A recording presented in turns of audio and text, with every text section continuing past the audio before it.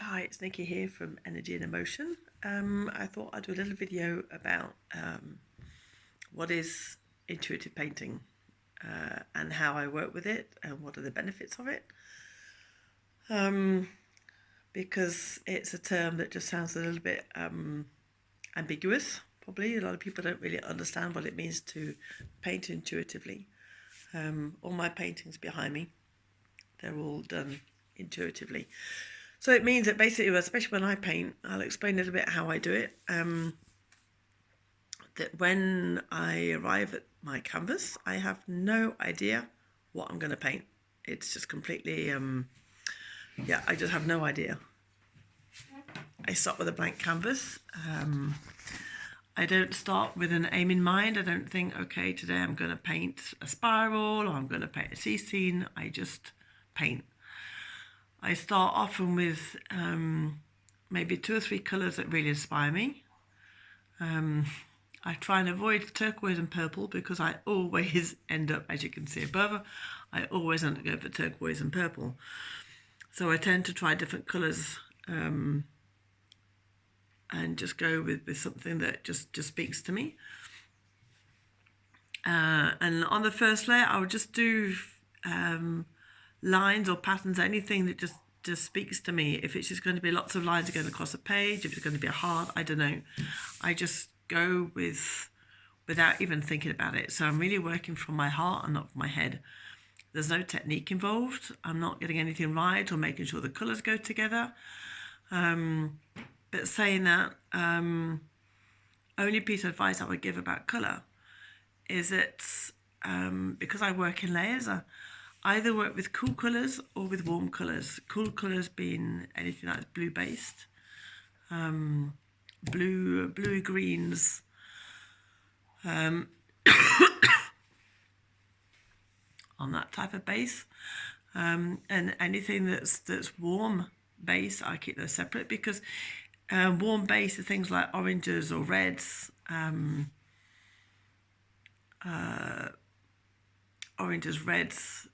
warm pinks, purples. If you mix warm and cool colours, you will get a muddy mess. So I tend to be conscious in the fact that I only work with either cool colours or warm colours in one layer. And I'll explain about the layers in a minute. So I tend to do, 2 or 3 colours, and then I just go with it. I just paint if it's going to be, okay, well, I'll paint a triangle at the top of my picture and I'll paint a circle at the bottom and then I'll colour them in. Well, that's just what I'll do, and I don't question what it is or why it is.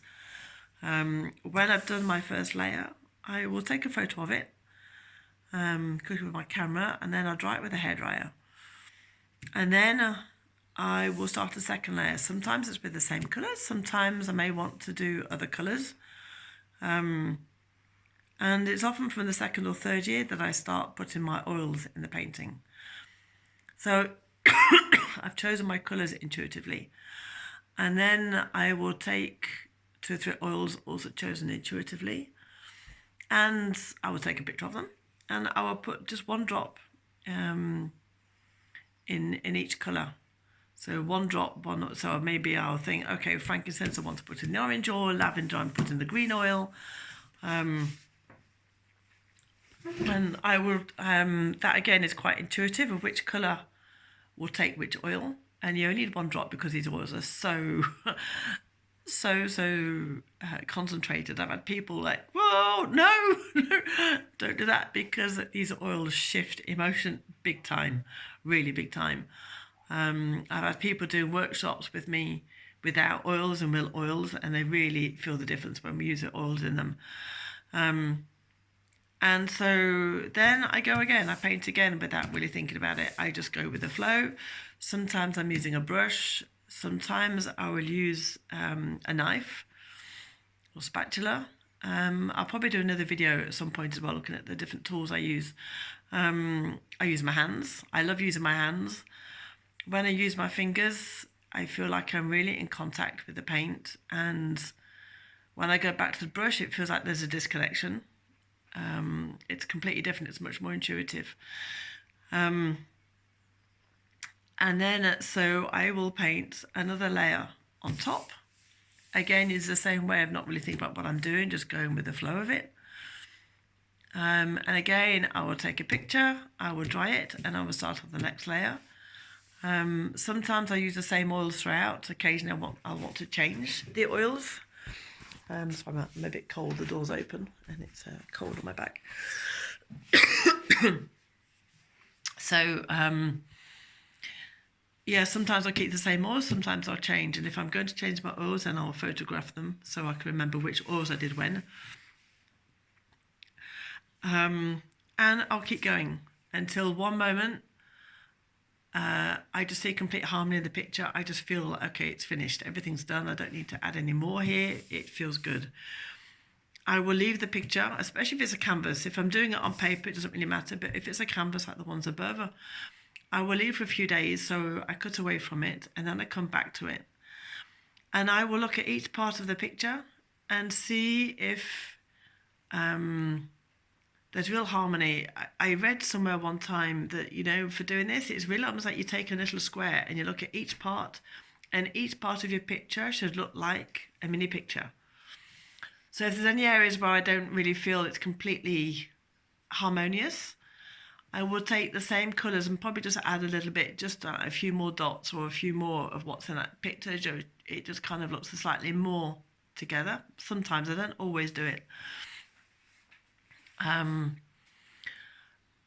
prefer just to work on one go and then leave it and don't touch it, because we end up getting into perfection.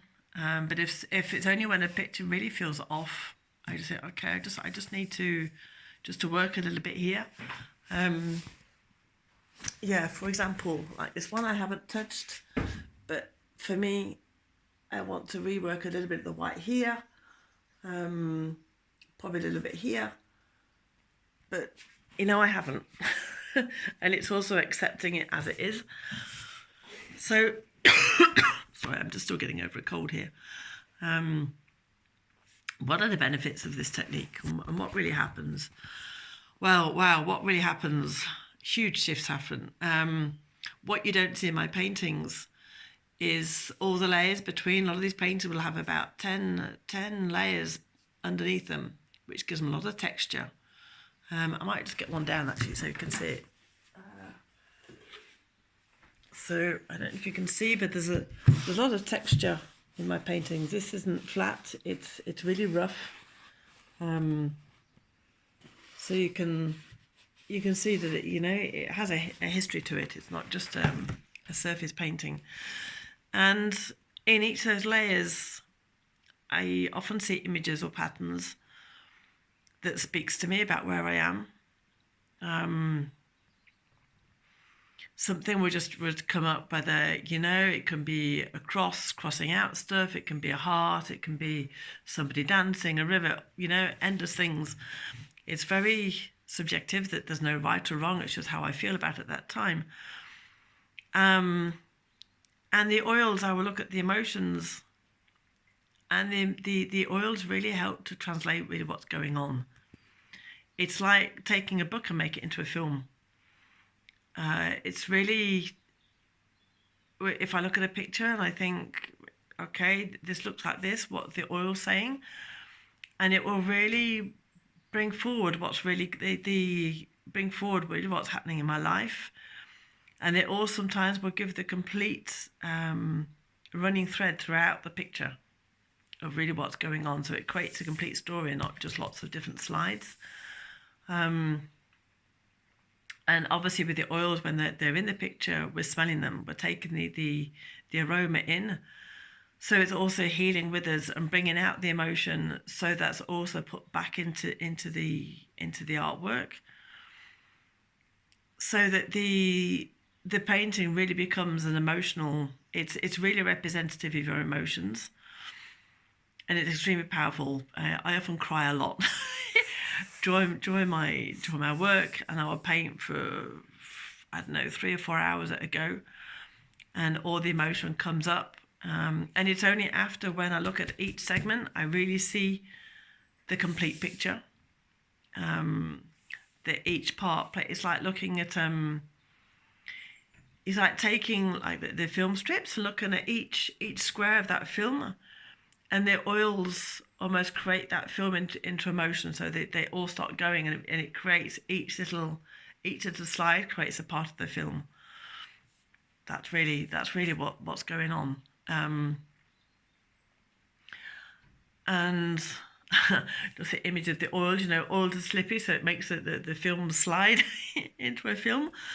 And it really helps in the fact that we're really dropping into our heart, so we're really getting into our intuition and not allowing our brain and our thoughts to decide what to do. And getting away from this perfection and technique and thinking, is this right? Is this wrong? I'm using the colours right? It's really just taking it as it is, and that those imperfections, when for the layers that we create, each layer is not perfect, it's just as it is, and each of those layers create the texture of the painting. So as you can see, it's if I could just turn this, I don't know if you can see, but there's real depth to it. And so each layer become like the tapestry of life. It really, it's like as we are here because of the mistakes we make. There's no real mistakes. It's just, of our texture of life, of the ups and downs of life, of the emotions we feel, create us who we are today. So the emotions in the canvas and the different layers of the layers of life, which create the complete picture in the end. So each canvas is really representative of me at some point in my life. The one above I love because it's this vortex of energy. I would just see, I don't know if whoops, if you can see again, when we really look close of all the colours in it, and again the texture. And we really get this feeling of being swirled into a vortex of energy. Really going into, some people see it as going in, some people see it as going out. And then this one, again, a lot of texture in here, but this is the first one I did of actually putting the oils in. So this canvas actually smelt, continued to smell for about 6 months. It was really, I don't think it smells now, but for about 6 months I could really feel the smell of it. And even so, once the smell is gone, these oils have such a high vibration, the vibration continues within that. You really get the energy of these paintings. And so it really, painting this way just really helps us to get in contact with our intuition and help us to realise that, in actual fact, there's no mistakes in life. Everything is just as it's meant to be, and it creates who we are. And it's also bringing out this fun moment, this inner child of, when we used to paint when we were young, there was no right or wrong. We just painted for the fun of it. And so it's bringing you back to your inner child. And I often find that people who are perfectionists in life will be very perfectionist in the painting. They will often create, either perfect little squares or take their time. And it's really helping them to really let go of this perfection that we don't, perfection does not exist. And there's different ways that I'll explain in the video how we can help to let go of this perfection and getting it right in a painting. But this technique, it came over time. Me too, at the beginning, I used to paint in lots of little squares. I'll have to get out my own paintings at some point. I used to paint in small little squares, and my life was probably very compartmentalised. And then I began to let go and let go and let go until it survived at this. So I will be showing you at some point a video in live as I'm painting, so you can really see what's going on. I will talk some more about techniques and the tools that I use as well and how we use them. So thank you so much for listening, and I hope I've inspired you a little, and great to see your paintings as well. Bye.